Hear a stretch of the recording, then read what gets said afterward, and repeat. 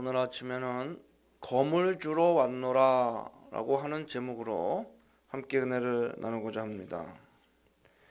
우리가 흔히 생각하기를 예수님을 구주로 영접하며 모시고 살면은 언제나 행복하고 평안하고 번영할 것으로 여기기가 쉽습니다.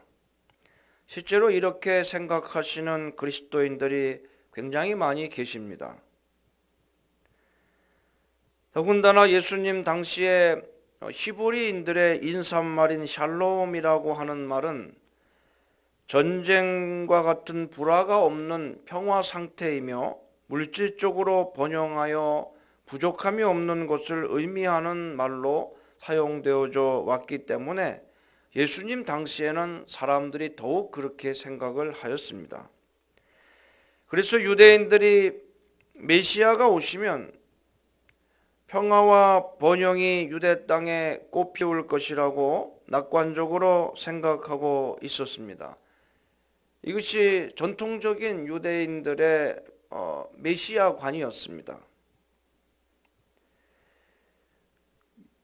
유대의 왕으로 메시아가 오시면 자기들의 모든 빼앗긴 것을 다 회복시켜 주시고 억울한 것을 메시아가 다 해결해 주셔서 늘 평화롭고 풍요로우며 또 번영한 시대가 올 것이라고 그들은 생각을 했던 것입니다. 그러나 오늘 본문에 예수님께서 하신 말씀은 유대인들의 이런 생각에 완전히 반대되는 말씀입니다. 그러므로 이 말씀을 들었을 때에 유대인들은 적지 않은 충격을 받았을 것으로 예상할 수가 있습니다.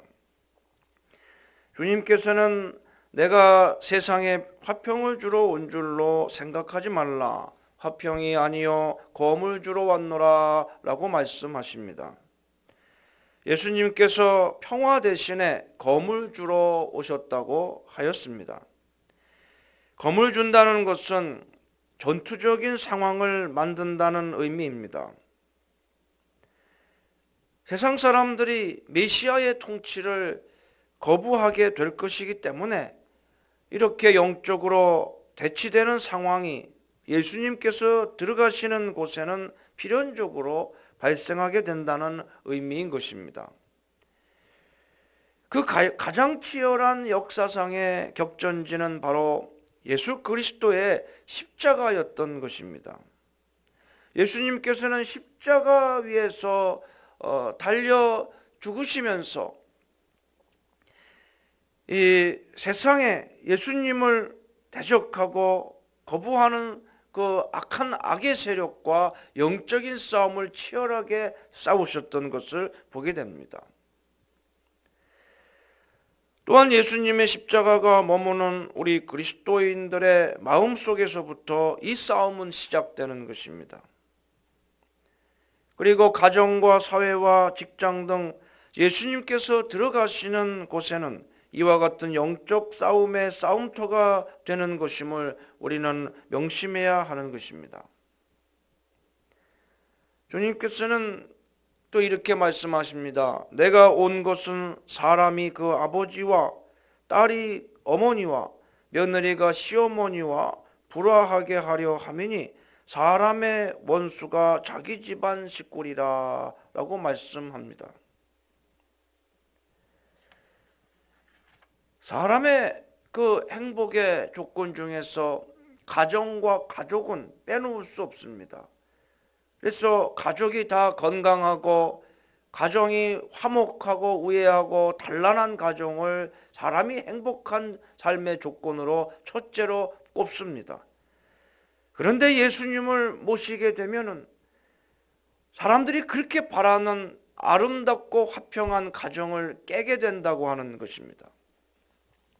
이 영적 싸움은 부모 자식 간의 가족적 분쟁으로부터 시작될 것임을 말씀하고 있습니다.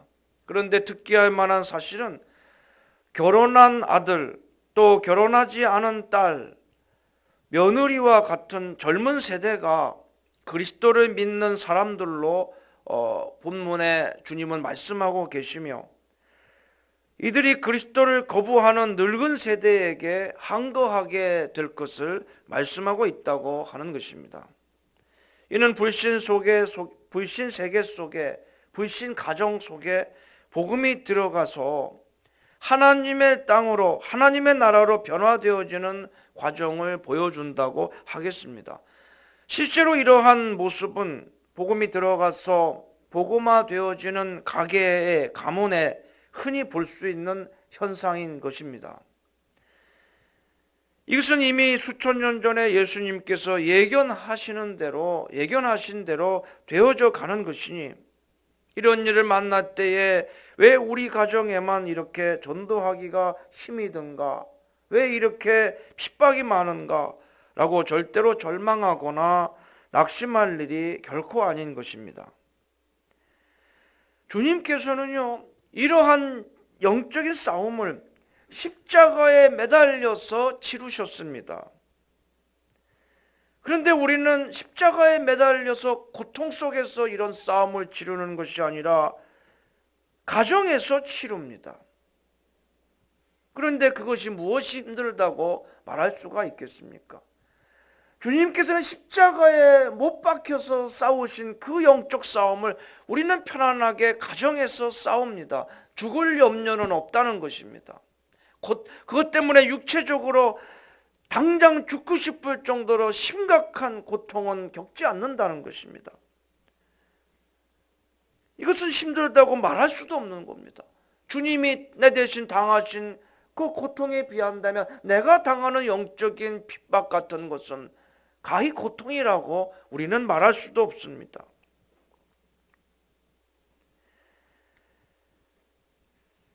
다 그 편안하게 전부 다 예수 믿고 부모 때부터 또 뭐 2대째, 3대째, 4대째 예수 믿는 가문에 그 부모의 축복을 받으며 이렇게 일가 친척 모두가 다 교회 나가는 그런 사람들을 보고서 부러워하고 내 처지가 너무 힘들다 생각하지 마시고요. 왜 사람을 바라봅니까? 우리가 바라봐야 하는 분은요, 오직 한 분밖에 없어요.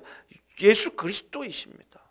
예수님께서 어떤 고난과 핍박을 당하셨는가, 우리는 그것을 생각해 보아야 하는 것입니다. 게다가 이미 주님께서 다 싸워서 승리하신 싸움을 우리는 따라서 싸우는 것뿐이니 승리가 이미 보장된 싸움을 하고 있는 것입니다. 그러므로 힘과 용기를 내어서 기도하며 사랑하며 가족 모두를 그리스도의 품 안으로 이끄는 영적인 그리스도의 군사들이 다 되어야 할 것입니다. 문제는요, 우리 스스로 이 다 이겨놓은 싸움을 왜 실패하는 경우가 생기냐 하는 것입니다. 그것은 우리 스스로 싸우기를 포기하기 때문인 것입니다. 내가 포기하지만 않는다면 이 싸움은 이기는 싸움인 것입니다.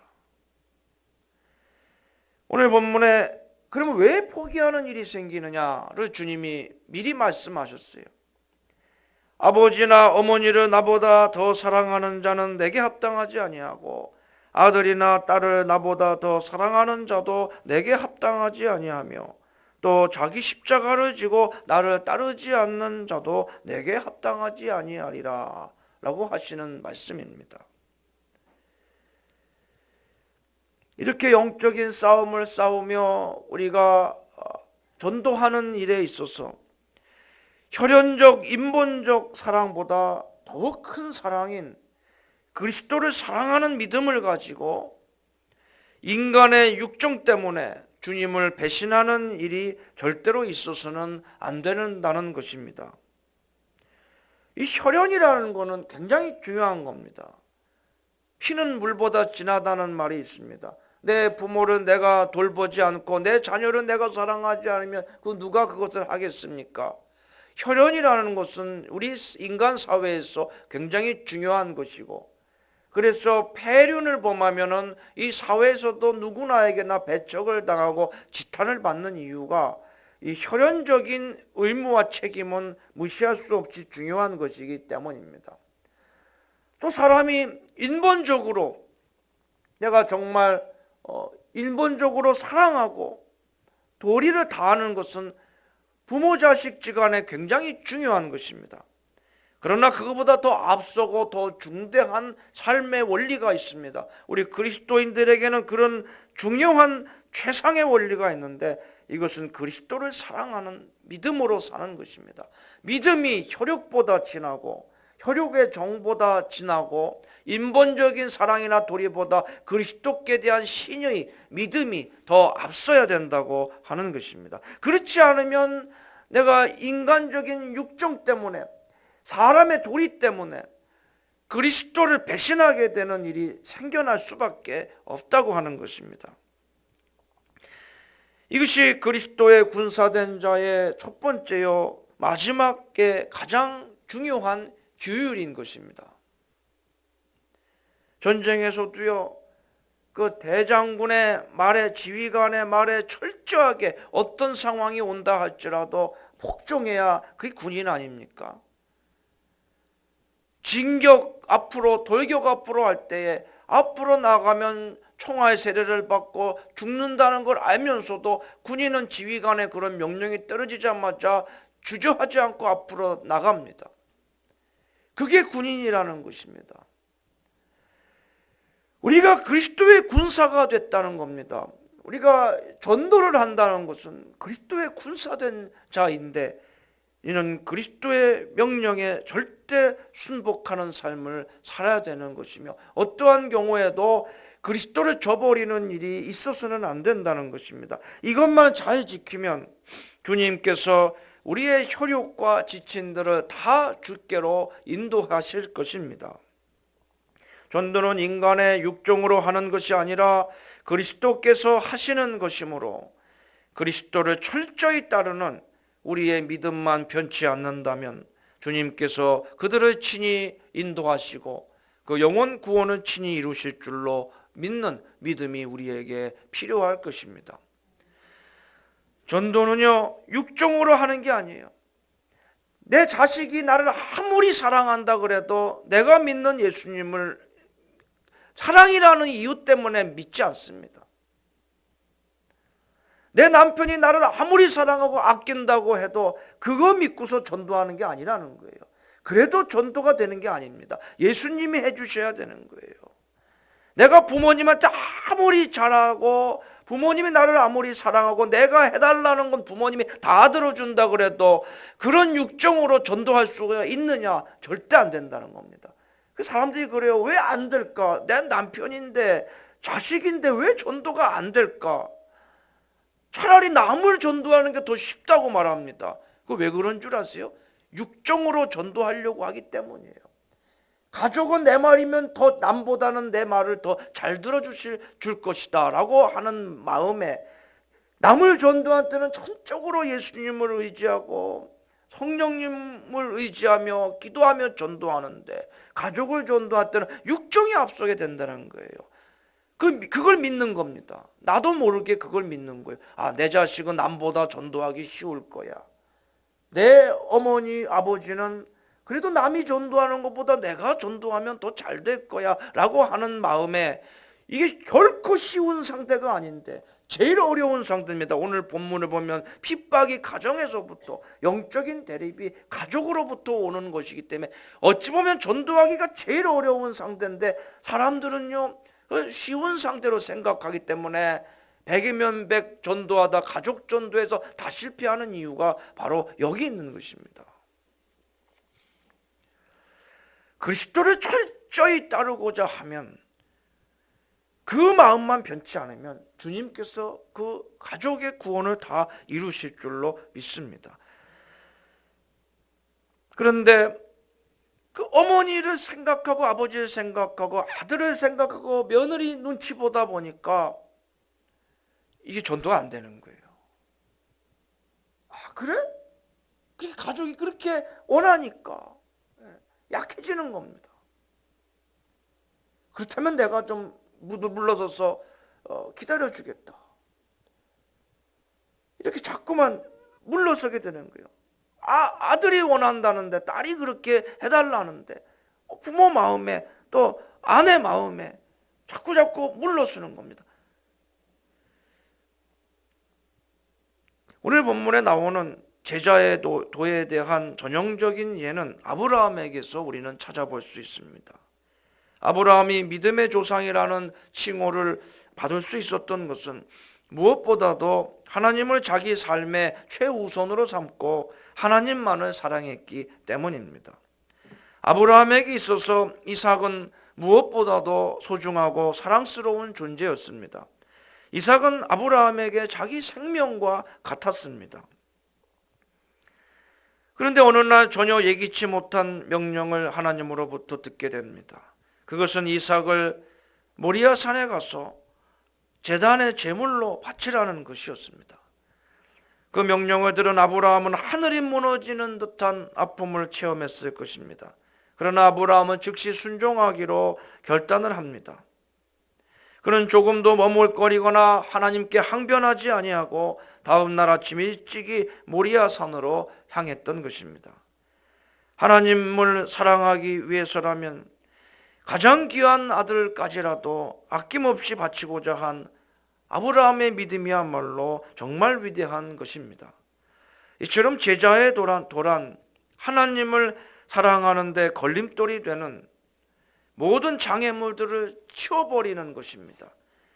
즉 게으름, 나태함, 주저하는 마음, 불신앙, 하나님보다 자식이나 부모나 남편을 더 사랑하는 이런 육정, 그리고 하나님보다 이 세상의 것들을 더욱 사랑하는 마음들을 거침없이 잘라버리고 즉시 기쁨으로 주님의 명령에 순종하는 것입니다. 우리가 왜 이렇게 해야 되냐 하면 하나님께서 먼저 자신의 가장 귀한 독생자를 우리를 위해서 아낌없이 내어주셨기 때문입니다. 그러므로 우리도 하나님을 위해서 우리의 가장 귀한 것들을 아낌없이 드리는 것이 참된 제자의 도라고 할 수가 있기 때문인 것입니다.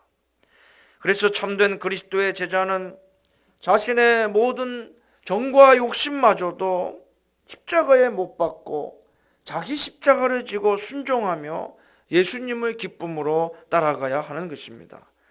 만약 우리의 삶이 이와 같지 못하다면 주님께 참된 제자의 도를 따를 수 있는 영적인 힘을, 믿음의 힘을 공급해 달라고 기도해야 할 것입니다.